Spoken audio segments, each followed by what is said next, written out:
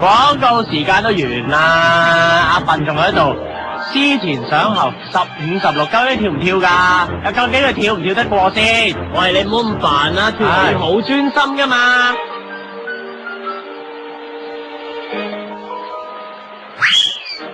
好嘢，阿笨終於跳咗上岸啦，不過似乎咧係向後褪多過向前跳喎。